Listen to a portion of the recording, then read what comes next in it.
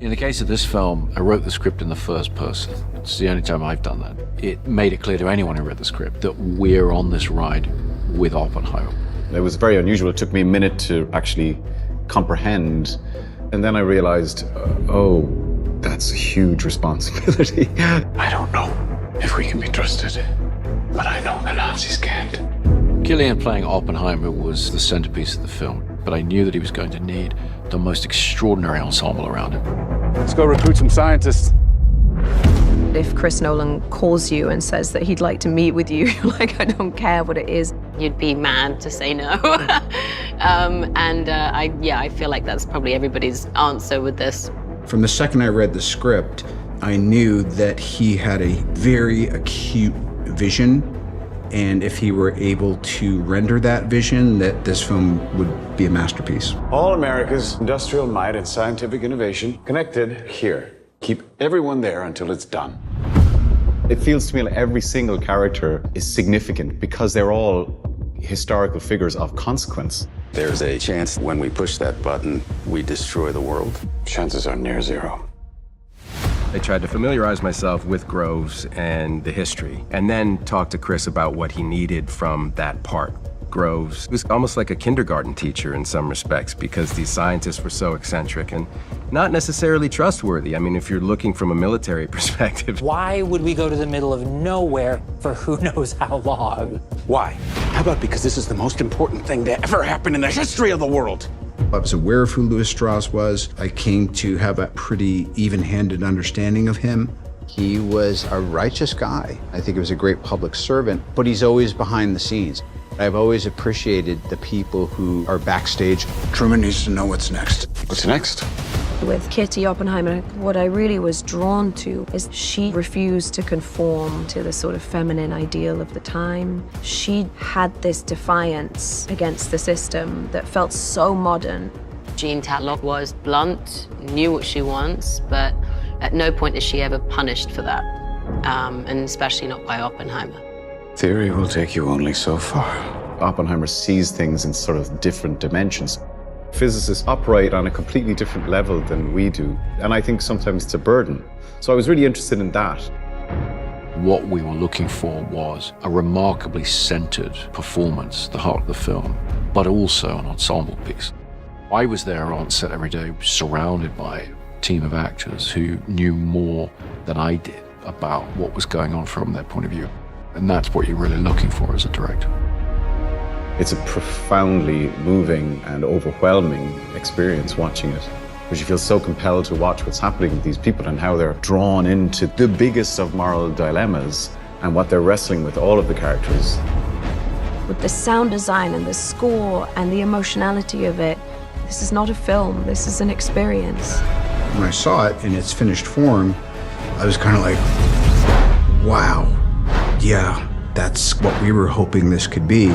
The world will remember this day. The Trinity test and the revelation of the first atomic explosion to the world was one of the most important moments in the 20th century.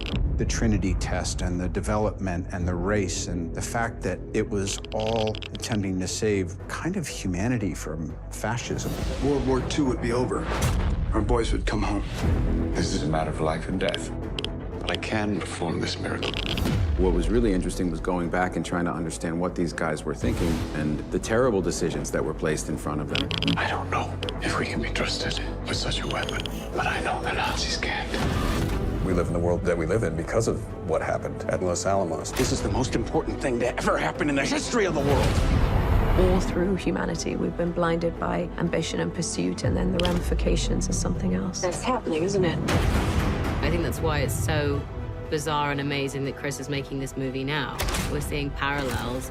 It's a profoundly overwhelming experience watching it. Oppenheimer's story is just one of the greatest stories that there is. The president needs to know what's next. What's next? When they were doing the Trinity test, they were asked, what are the chances of this going wrong and it blowing up the entire world? Chances are near zero. Near zero. What do you want from theory alone? Zero would be nice. Detonator charged. What is that decision to just still go ahead and do it? It's an extraordinary moment in human history, and I wanted to take the audience into that room and be there when that button is pushed and really fully bring the audience to this moment in time. 3, 2, 1. This is a national emergency. Our work here will ensure a peace mankind has never seen. The world will remember this day.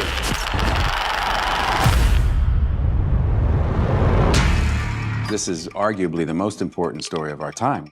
The stakes really couldn't be any higher. It's profound, but it's told in a very human way. Everything Chris Nolan has done has been a prelude to this. This is not a film, this is an experience. It is a heart-in-your-mouth thriller. I've been interested in Oppenheimer's story for a long time. At some point, I learned this key piece of information that in the lead up to the Trinity test, they were dealing with the very small possibility that when they pushed that button, they would set fire to the atmosphere of the Earth and destroy the entire planet. And yet, they pushed that button. I wanted to take the audience into that extraordinary moment in human history. 3, 2, 1, 0. All America's industrial might and scientific innovation connected here. A secret laboratory. Cillian playing Oppenheimer was the centerpiece of the film, but I knew that he was going to need the most extraordinary ensemble around him. Let's go recruit some scientists.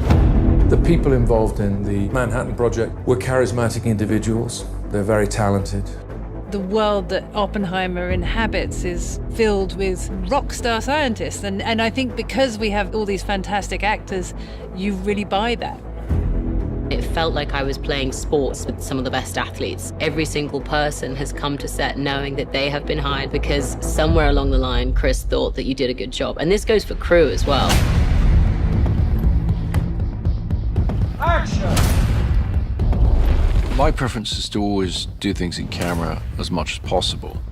It sets a big challenge for every department to actually bring the reality of a thing there for the actors. Every crew member on this film has to adjust their work for the IMAX screen.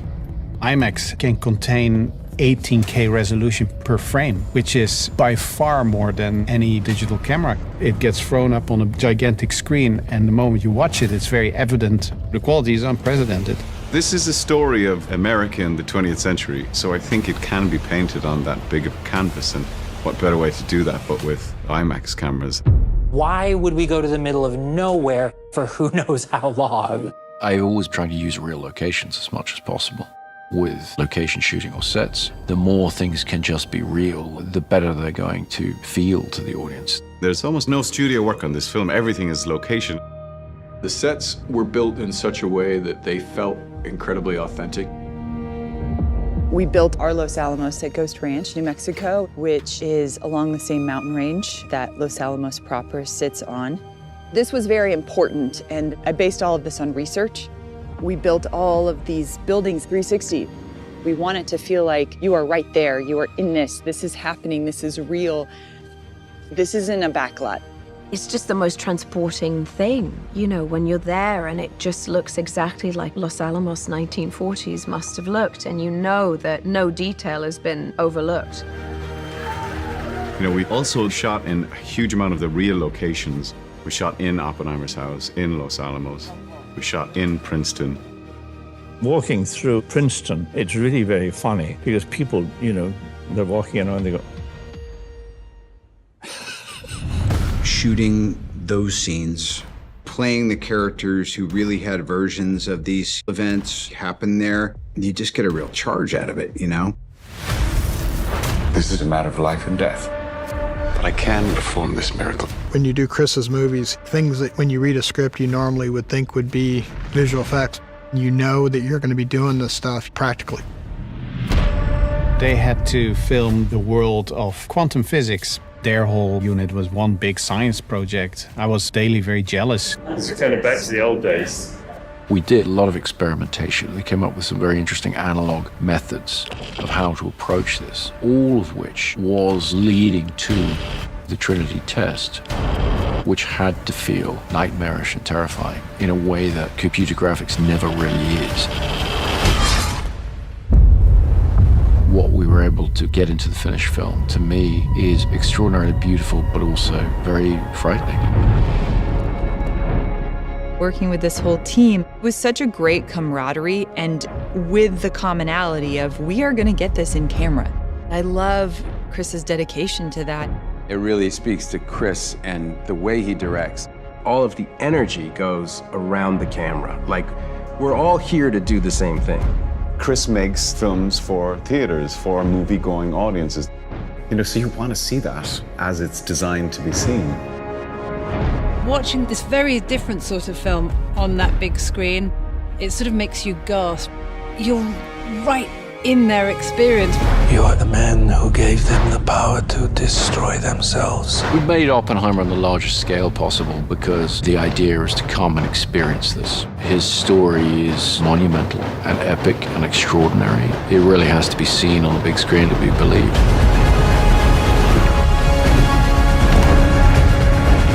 They won't feel it until they understand it. And they won't understand it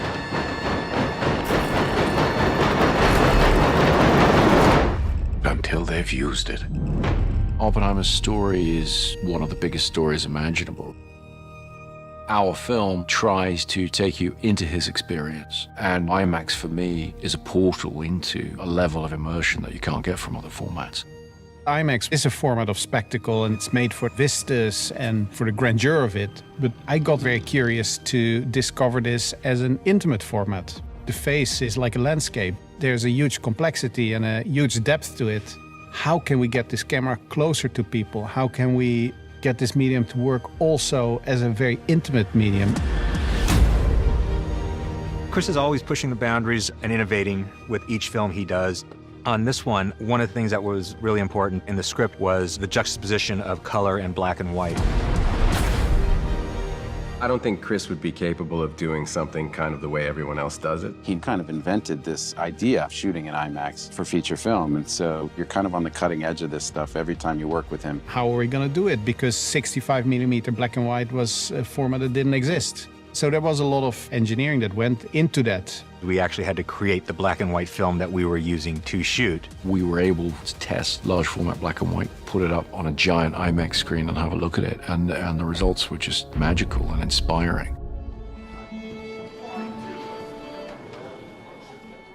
As soon as I read the script, I'm putting the pieces together in my mind.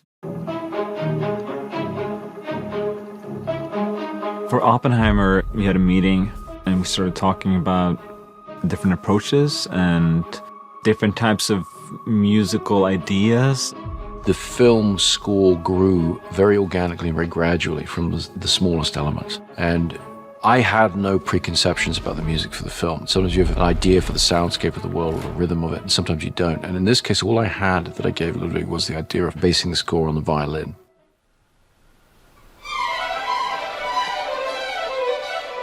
There's so much in the performance of the violin. Within seconds, you can go from something beautiful to something completely horrifying. And there's a tension to the sound in a way that I think fits the highly strung intellect and emotion of Robert Oppenheimer very well. And that's just the organic part of it. That's just the strings. And then what comes on later is the production and the synthesizers.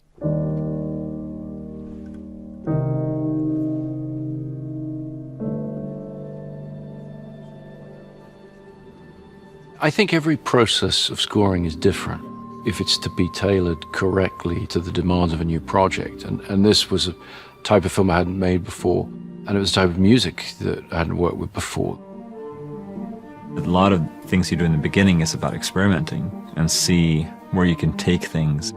We would take his experiments and we would put them to picture and edit them and try different things and show it to Ludwig, and he would go and bring more things to the table. Oppenheimer is a visual masterpiece. You know, I've never seen that kind of intimate portrayal of a character on IMAX. That's the six-note Oppenheimer theme. I felt like this movie was really pushing the boundaries in so many different fields. So I wanted to see how we can do that with music as well.